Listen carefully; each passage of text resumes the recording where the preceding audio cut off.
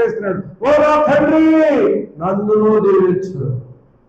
సహోదరి సోదర నరకంలో వెళ్ళిన తర్వాత అక్కడ కవిదేతో పాపిడి, ప్రభువును దొంగలి, ప్రభువును వ్యభిచారిని, ప్రభువును స్వభావం ఉండిన వాడిని, ప్రభువా నేను నీవు ప్రకారము పోరాడలేని వాడిని, ప్రభువా ఒక గురి కలిగి జీవించలేని వాడిని, ప్రభువా నేను కోపిస్తుంది, ప్రభువా నేను అసూయపడుతుంది, ప్రభువా వేషంలో ఉన్నది అన్ని జీవులు నీ పేర్లన్నీ ఎత్తి చెబుతావు నరకంలో. శ్రద్ధతో చక్కగా ఎత్తి పశ్చాత్తాపడతావు, కన్నీరు విడుస్తావు. సమయం అయిపోయిన తర్వాత ప్రయోజనం అదే. సహోదరుల ఈ దినములో దేవుడు నిన్ను ప్రేమించి ఇచ్చిన ఈ మంచి తరుణంలో సద్వినియోగం చేసుకో.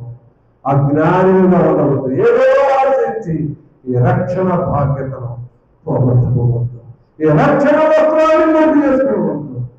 ఆయన నిన్ను ప్రేమించినాడు, కంపులో నిన్ను పరిమళవాసనగా చేయడానికి ఇష్టపడి ఈ లోకంలోకి వచ్చి తను తాను అప్పగించుకున్నాడు.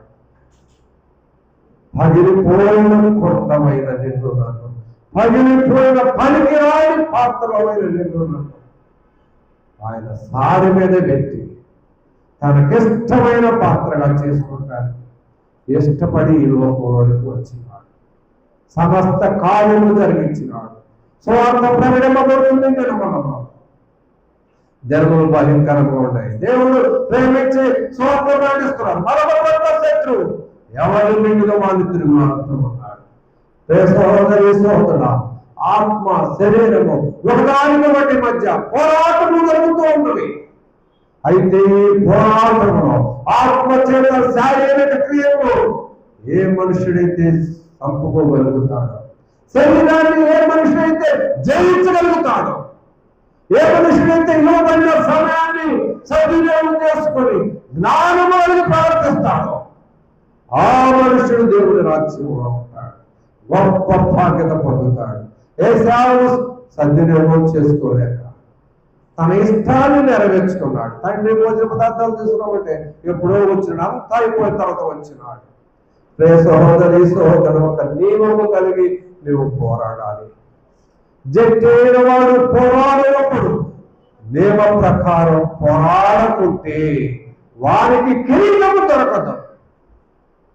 శ్రద్ధగా దేవుణ్ణి అనుకూల సమయంలో వెదకలేకపోతే, నీకు ఇవ్వబడిన సమయంలో కన్నీరు విడిచి నీ ప్రతి భాగంలో విడిచిపెట్టలేకపోతే సహోదరి సహోదరుడు నీవు కిరీటము పొందలేవు. దేవుడు నీ కొరకు వాడవాడని మహిమ కిరీటాన్ని సిద్ధపరిచి వచ్చినాడు.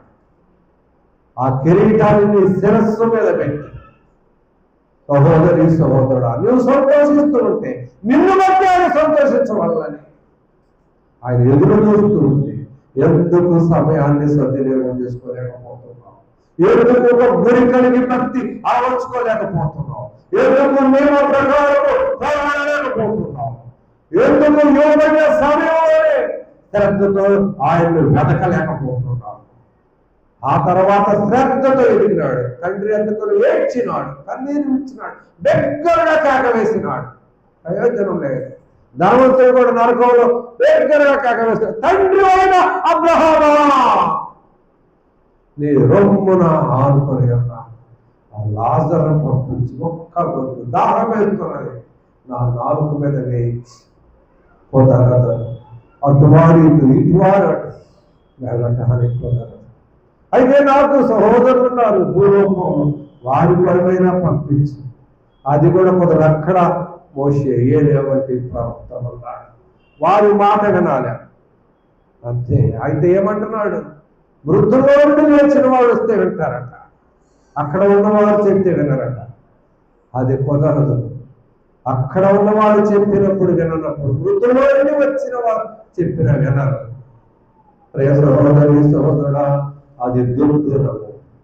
దుర్దినములు రాకమునిపే వీటి ఎందు నాకు సంతోషం లేదని చెప్పు సంవత్సరము రాకమునిపే నీ సృష్టికర్త అయిన నీ దేవుడిని నీ బాల్యకాలం అందే స్మరణకు తెచ్చుకో.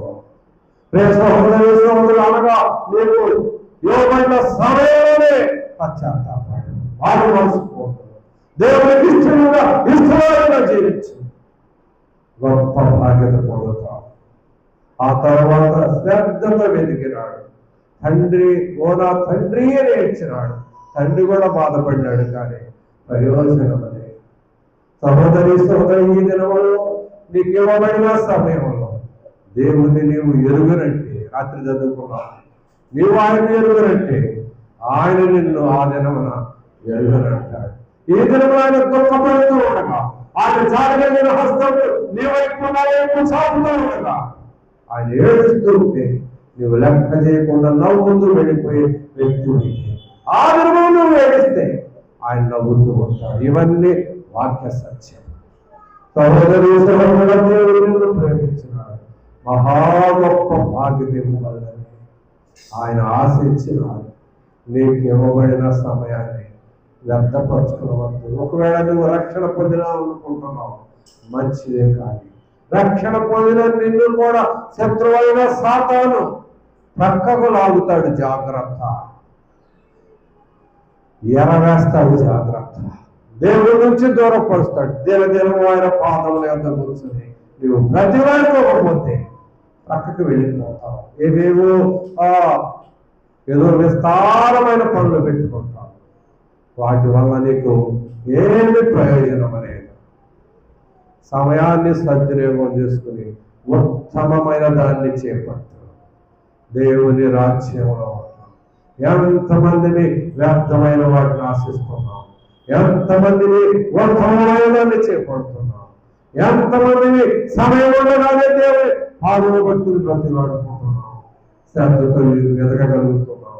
ఎంతమందిని సమయం అయిపోయిన తర్వాత, సహోదరి సహోదరుడా, నీటి మీద తేలిన బుడగ వంటిది నీ నా జీవితం.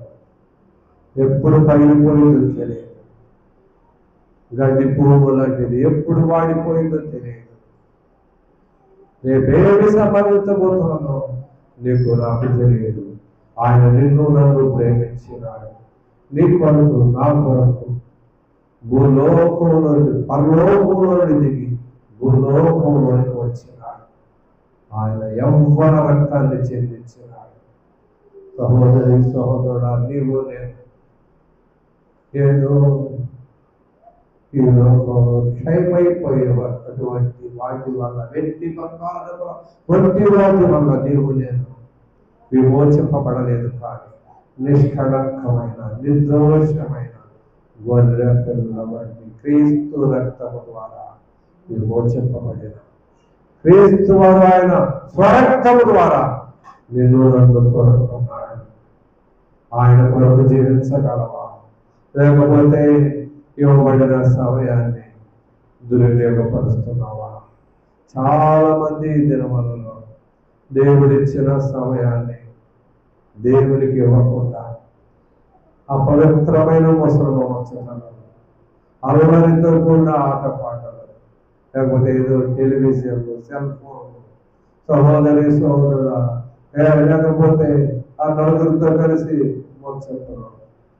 సహోదరి సహోదరుడా, సమయాన్ని ఈ రీతిగా నీవు దుర్వినియోగం చేస్తే రేపు మోక్ష రాజ్యంలో నీవు కూర్చోవాలి.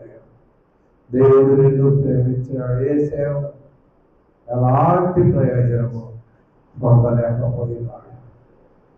అయితే ఇవ్వబడిన సమయం నువ్వు ఎంత గొడవపడిపోయినా సరే దేవుడు నిన్ను ప్రేమించినాడు. నీకు సమయం ఉండగానే దాన్ని సద్వినియోగం చేసుకో. నేడే అనుకూల సమయం, నేడే ఇదే అనుకూల సమయం, నేడే రక్షణ దినం.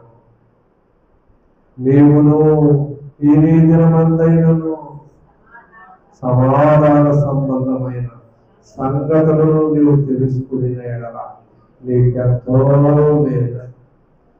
సహోదరి సహోదరుల, సమయం ఉండగానే సమాధాన సంబంధమైన సంగతులు, సిలువను గురించిన వార్త సహోదరి సహోదరుల నీవు తెలుసుకొని ఆయన పాదం మీద కూర్చుని ప్రతిలాడే వ్యక్తులైతే నీ జీవితంలో గొప్ప బాధ్యత పొందగలుగుతావు. లేకపోతే ఏశావు భ్రష్టుడైనాడు, వ్యభిచారి అయినాడు, ధనవంతుడు నిత్య నరకంలో కాలిపోతున్నాడు. ప్రియ సహోదరి సహోదరా, అలాంటి దుస్థితిలోకి నీవు నేను నెట్టివేయబడకూడదని దేవుడు నిన్ను నన్ను ప్రేమించి అనేక సార్లు నీతో నాతో మాట్లాడుతూ ఉన్నాడు. ఏదో వేషధారణంగా ఉండవద్దు, లేకపోతే వెలుపట శుద్ధీకరణ చేసే వారిగా ఉండకూడదు. అంతరంగ హృదయాన్ని ప్రభుకొని పరిసేవ చేసుకొని దేవునికి ఇష్టడుగా జీవిస్తే ఆయన రాజ్యంలో ఆయన సింహాసనం పక్కన దేవుడు కూర్చుండబెడతాడు. ప్రియ సహోదరి సహోదరులారా,